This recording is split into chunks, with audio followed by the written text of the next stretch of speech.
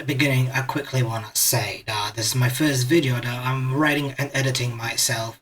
Any tips or feedback will be highly appreciated and I value any constructive criticism. Thank you! Now that we've got that behind, you're probably wondering how I'm enjoying the new update. Or maybe you're trying to decide whether this will be a good time to get into the game, or maybe that you're already a new player but looking to get some info on how to play. Whatever the reason is, I assure you, you're in the right place. I've got to say, this feels rather fresh. In the past, to get points, you had to go up to certain shrine-like objects on a map to collect points. This now has essentially been streamlined into just killing AI on the map, which frankly makes it way easier. Although it is also a little bit harder at the same time, considering you only get points for special AIs, such as emulators and hives. Sound also plays a much bigger role now, but it simply works better, at least in my opinion. The event itself, however, doesn't differ very much from what we've had in the past. A battle pass containing about 50 rewards, both free and premium, a tried and tested way of making events for Crytek at this point. There isn't much else to say about it that hasn't already been said about the previous events.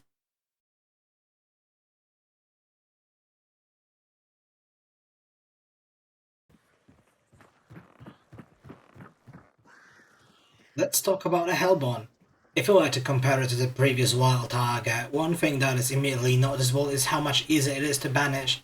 He doesn't possess any invisibility phases unlike Roger. He also has no banishing to speak of. You kill it and it's gone, the bounty is yours immediately. It also drops most of the rare packs on Dev, the so-called burn traits, which is rather fitting, gotta admit. The main part of it is that it's much bigger emulator. It spews and throws fireballs which burn off entire health chunks if you get hit. You get the same restoration effect on kill, but you still gotta be careful not to step into any fire after it dies. It also has no clues to follow. The way you're supposed to find it is by listening and your dark side, as it makes noise as long as you're channeling in it. Those noises are directional, so you can hear where they are coming from. Its boss icon also appears whenever it is found, both to you and everyone else in the game, so if it appears before you found it, it means that already someone's beat you to it. To be honest, I'm a little bit split whether I like it or not.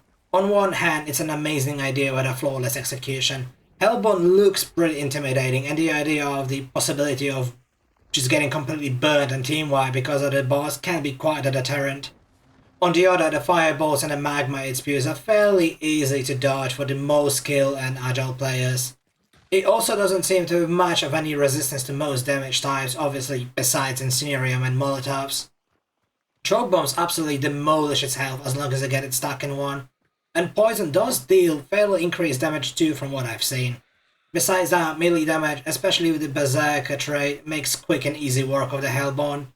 So in short, it possesses a fair bit of damage and can easily team-wipe uncoordinated teams or those who simply don't exactly know how to fight it yet.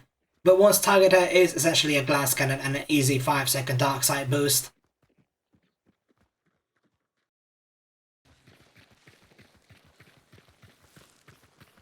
Let's quickly go over the new weapons added with the update. Honestly, I'm not sure why Crytek has decided to turn the mask into its own weapon instead of giving it to Winfield's now Ranger unlock tree. Seems like they did it with the sole purpose of allowing it to have the sniper variant as well, but whether this weapon will quote-unquote replace the Frontier or Ranger, it's too early to tell.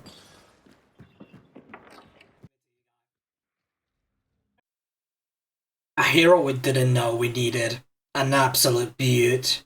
Not only it makes the crossbow look so much better, it also gets rid of its atrocious iron sight, replacing it with a short-range scope, allowing you to get a full view of your target for more precise shots. Its new steel ball ammo also pairs perfectly with the new scope variant, allowing you to shoot from much farther away. Its disadvantage is that it's got reduced damage, but increased velocity allows for some easy headshots. And if push comes to shove, you can still equip it with shot bolts and explosive rounds to make up for the reduced damage up close. The star of this update. The all-new shiny medium ammo rifle sporting the absolute monstrosity of 145 damage, just 4 shy of being a medium ammo Sparks, and 5 short of being an insta-kill on a chest shot at 10 meters. Sporting an incredibly quick reload of just 8 seconds for all 7 rounds with a sick animation to go with it. You can go in, ruin someone's day extremely quickly, and dip out to reload if need be just as quick. Its only disadvantage being that of being rather visually slow rechambering and very, very slow muzzle velocity, which doesn't leave much room for sniping with it. You can use the iron sight to offset the cycling time a little bit, making it just a little bit faster to rechamber, but your best bet is to just hit your shots. It is specifically made a close-range precision weapon which rewards incredible accuracy with shattering damage, but heavily punishes those whose arm tend to sway a little bit more.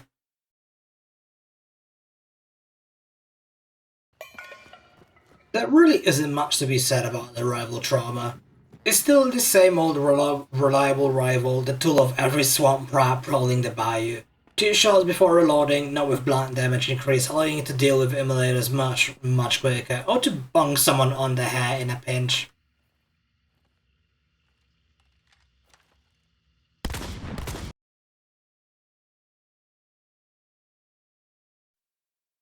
Witness being a returning trait from previous events makes it debut as a permanent trait now. Its main role being to make it easier for you to see all the lootable bodies and also allow you to easy count dead hunters to make sure that you wipe the server. For new players, there can be up to 12 hunters on any given map, including you and your teammates, making that your trio and 3 other teams. If you happen to find 9 other lootable hunters, you can be sure that you won't find anyone else on the map, allowing you to freely roam and collect any lootables you might find in your game. Battle Leap is also making a return as a 2-state trait, no longer being a burn trait but being only available to be picked up during a game. Due to this cast attribute, you cannot equip it with trait points. It specifically needs to be found during a game as either a world spawn or a trait draw from killing meatheads. Peacekeeper Berserker also returning traits from previous event. Peacekeeper allows you to restore 1 missing health chunk per looted hunter. Restoration always affects the last burned health chunk, regardless whether it's from burning damage or dying. Shifu is a new one, allowing you to sprint with tomahawks, knives, or lit dynamite. Seems like Crytek has already been trying this one out with the recently added throwing speed, and now adding as an ability for the rest of consumables and tools. I'm almost certain it is not a matter of if, but when it'll be introduced as a permanent trait, very much like aforementioned Witness. The lowered crosshead style has been a point of nuisance to many hunters before, though it wasn't something that you couldn't get used to it. Myself coming from other games that center crosshair has been the main style, I only found it rather challenging at the very beginning of starting to play. In fact, I started enjoying it a lot more the more I played. Now with the center crosshair style being added, I've seen its reception being rather mixed, but a lot of people are starting to grow on it as well. My main gripe with it, that for whatever reason, Crytek also puts your gun higher up in your camera, which can be a little bit distracting. Having gotten used to the lower crosshair, if it wasn't for that, I'd definitely join on the side of people switching over to the centered style. Fire damage has been increased drastically, also affecting Molotovs, Hellfires, fire builds, and surprisingly alert trip mines. Self-skin is pretty much a requirement now if you get caught without support from your teammates or if you're planning on taking on Hellborn. Choke bombs, bolts, and beetles also are the direction halved, making fire damage not just an eventual worry but something you need to be on the watch out for constantly, even more so now.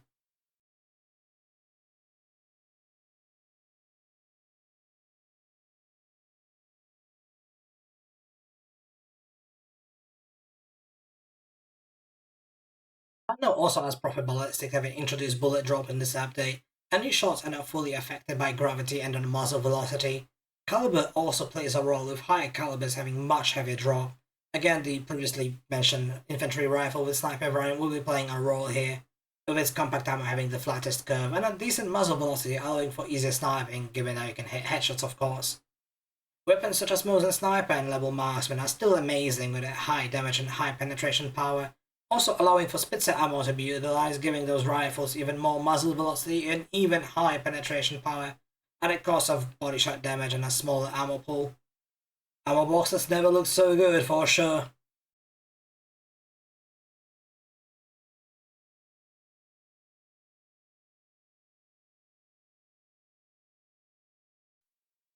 Okay, well, time to stop beating around the bush. We gotta address the elephant in the room. The UI change has been received extremely poorly, noting the tediousness of equipping hunters and tools. The philosophy behind this change was to quote, streamline navigation to reduce complexity and improve intuitiveness, and simplify user experience. It is also to make it easy for our console brethren to navigate the menus. I've got to say, I kind of see where they were coming from with this. But as you might have already expected from how I've already mentioned how well it was received, it didn't quite work out. I wish I didn't have to say this, but this change has had a completely adverse effect. Equipping hunters' weapons tools is taking about twice as long. Menus hit below or behind side flyout menus, checking teammate inventory hit behind a right click with a flyout menu. Hunters, it's not looking good. I myself started getting used to it, and after using the new menu for a little bit, while it is usable, it still weighs worse than the old one. That was simple in nature, but provided everything with a single click and no hidden menus. The unintuitiveness came from the amount of tabs, which led to new play confusion, and not the complexity, which they wanted to fix but turned into even more confusing for both new players and old ones alike. Crytek's idea was a plan with good intentions, but it's sadly lacking execution. It also seems that this change, while intended for console players, has made it much harder for PC players, but also for console players. One guy on Reddit noting the lack of cursor in the menus. Overall, the update had philosophy that was making it easier for console players to navigate, but made it twice as tedious for both console and PC players. Though, to give credit where credit is due, Crytek has been very transparent about the feedback and have made a statement acknowledging the issue with the current UI, which they are trying to make better, so maybe it's not lost yet. Another gripe that I have with this UI, as has been noted by other hunters as well, is how the store function is mixed in with what was the arsenal, potentially leading to unwanted purchases of skins. While I do like them keeping all skins for weapons in a specific place and also showing all skins available for specific weapons, they should not be mixed with own skins. Multiple people have already reported they accidentally bought some skin that they didn't need or want, making them spend their precious blood bonds and leading to another support ticket that could have been avoided in the first place, had the paid skins been put into their own separate tab in the skins screen. It's really easy to get caught up in this too, even streamers are affected by this. So what happened to me, sure man, I'm an idiot, I get it. I was selecting a skin for a dynamite stick, and in between there's a BB skin. So I click it, because I thought I have it, from, you know, the event or from the Prestige rework. And that pop-up is there, and I'm like, yeah, okay, it's probably asking me to confirm the skin, because there are so many pop-ups in the game right now. I'm not sure whether this was done on purpose or Crytek simply hadn't seen this through thoroughly, but it's definitely not something that should have been here in the first place.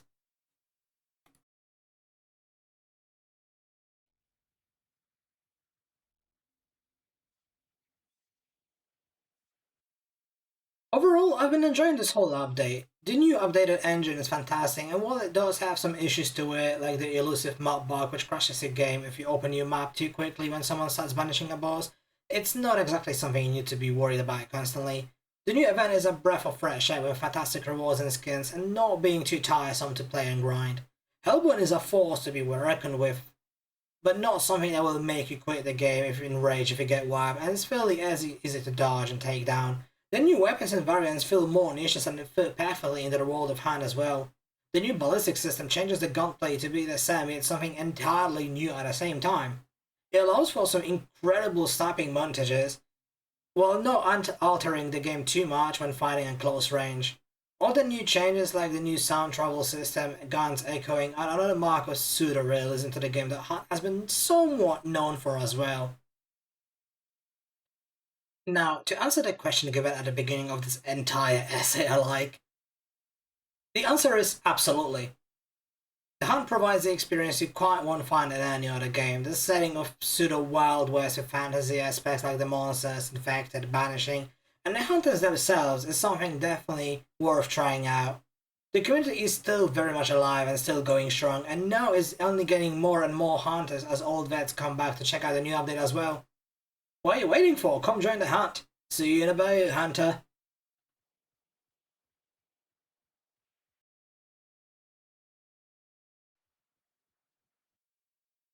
Thanks for making it to the end of the video. As I mentioned at the beginning, it is my first video that I'm fully making by myself and relearning editing as I go. If you have any ideas and feedback, please do share it in the comments. Besides that, I stream on Twitch, so come hang out with us. The more of us, the merrier it's gonna be. Anyways, I will be catching you on the flip side, and until then, bye!